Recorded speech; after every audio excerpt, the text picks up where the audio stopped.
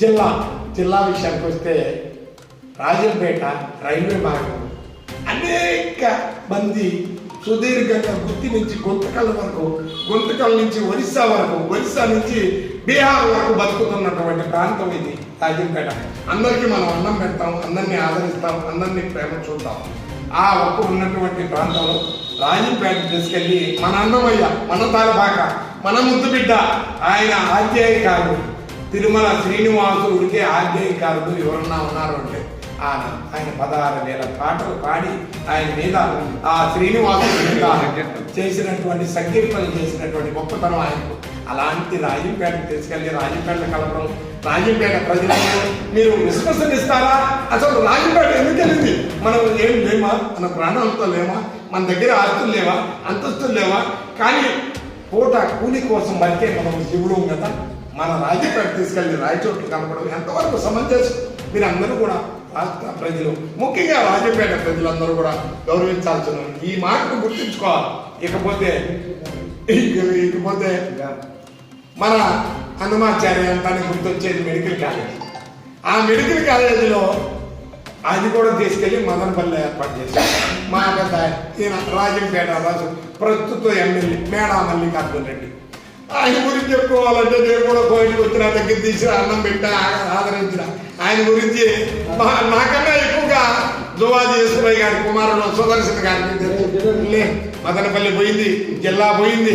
ఈ చెప్పుకొని పోతూ ఉంటే ఈ మధ్యలో ఉండే నాకు మిత్రుడు ఫోన్ చేశాడు నిన్న కొత్తపటి నుంచి. అన్నా ఈ యొక్క ఆడుపూర్లో మా లారీలు అన్నీ పోతున్నాయి, ఏం మా ఊరికి ఇన్ని లారీలు ఎట్లా వచ్చినాయంటే ఇసుక దండ. దాని గురించి చెప్పుకోక తప్పదు. నేను కాదు, ఎవరైనా చెప్పుకోదాం. రాజంపేట ప్రాంత ప్రజలు, రాజంపేట నివాసం ఉన్న ఏ ఒక్క ప్రాంతీయ జన్ముడి అయినా సరే చెప్పుకోక తప్పదు. ఆ ఇసుక దంద రోజు 100 లారీలు పోతాయి. ఆ రోడ్డు పనికి రాకుండా పోయింది.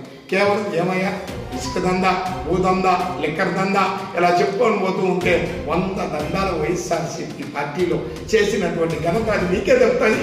మాకు రాజంపేట ప్రాంతానికి మాత్రం మాకు ఏమీ లేదు. దానికి ఆ అన్నమయ్య డ్యామ్ ప్రాజెక్ట్ ఏదైతే మందపల్లి, కన్యాసురం, తొగ్గురిపేట, దిగవమందపల్లి ఇవన్నీ కూడా ప్రాంతాలు, రామరాజపల్లి ఇవన్నీ కూడా కొట్టుకోమైనట్టు చూసినప్పుడు ఈ బాధ ఎవరికి రాకూడదని తెలియజేసుకుంటూ మాకు ఏదైతే మా పెద్ద ఆయన పత్యాల చెంగల్రాడయ్య నిర్ణయించుకున్నాడో వాటన్నిటి మీద రాబోయే రోజుల్లో మనం అందరం కూడా పెద్ద ఆయన గెలిపించుకుందాం. పెద్ద ఆయన మంత్రి స్థానంలో చూద్దాం. మనం అందరం కూడా రాజంపేట పాలన స్వర్ణాంతర రాజంపేటగా చూద్దామని చెప్పి మీ అందరికి కూడా కోరుకుంటూ ఈ యొక్క అవకాశం ఇచ్చినటువంటి మీ అందరికి కూడా ఆత్మీయ బంధువు, నిజంగా నేను చెప్పుకోవాలంటే ఆత్మ బంధువు అనే అవార్డు ఈ దేశంలో, భారతదేశంలో ఎవరికైనా ఇవ్వాలంటే అది మనం పెద్ద ఆయన పత్యాల చెంగల్రాడయ్యకి ఇవ్వాలి. ఆయనకు కులాలు లేవు, మతాలు లేవు, ప్రాంతాలు లేవు, భాషలు లేవు, అన్నీ కూడా ఇచ్చేటువంటి ఏకైక బంధువు మన పెద్ద ఆయన పత్యాల చెంగల్రాడయ్య. రాజంపేటలో రాబోయే అతి దగ్గర రోజుల్లో పత్యాల భవనం ఏ ఒక్కడైనా సరే కులం, మత, ప్రాంతం లేకుండా 5,000 రూపాయలకి కళ్యాణం చేసుకునే ఒక అవకాశం మీ అందరూ కూడా తెలియజేసుకుంటూ పెద్ద ఆయన మాట ఇచ్చాడు. మాట ఇస్తే అడవు తిప్పనటువంటి కొంతమంది ఉన్నారు రాజకీయం కోసం ప్రజలను బలి చేస్తూ, ప్రజలను ఆడుకుంటూ, ప్రజలను ప్రాణాలతో బలిగొడుతూ నువ్వు ఈ కిడ్నీ ఇస్తావా, ఈ లివర్ ఇస్తావా అనేటువంటి నాయకులు అనేక మంది ఉన్నారు. కానీ మా అందరి ముందు బిడ్డ మన ప్రజల కోసం నిత్యం అందుబాటులో ఉంది. నేను కూడా ఇంత సత్సంబంధాలు ఉన్నా కూడా మురళి ఎక్కడున్నా కోవిడ్లో ఉన్నా ఓకే, నీతో నాకు అవసరం లేదు, నువ్వు బాగున్నాను, నువ్వు ఎక్కడున్నా బాగున్నాను, నువ్వు మెద్దు బిడ్డగా ఉన్నాను అనేటువంటి ఒక ప్రేమ కలిగినటువంటి రాజంపేట అతి దగ్గరలోనే పత్యాల భవనం నిర్మించబోతున్నారు. మీ అందరి సహకారం, మీ అందరి ప్రేమ, మీ అందరి ఆప్యాయత, మీ అందరి అనురాగం మన పెద్ద మీద ఉండించి రాబోయే సార్వత్రిక ఎన్నికల్లో ప్రతి బడుగు బలహీన వర్గాలందరూ కూడా ఆయనకు ఓటేసి ఆయన గెలిపించుకొని మనం ఇదే విధంగా ఫ్రీగా ఆయన కాదు నాయకుడు, బత్యాల నాయకుడు తర్వాత ప్రేమ, అభిమానం, ఆప్యాయత, అనురాగం ఉన్నటువంటి నాయకులు మనమే. ప్రజలు పాలించే పాలన ఒకటి ఉన్నదంటే అది బత్యాల పాలనలోనే జరుగుతుందని చెప్పి ఈ సందర్భంగా మీ అందరికీ తెలియజేస్తాను.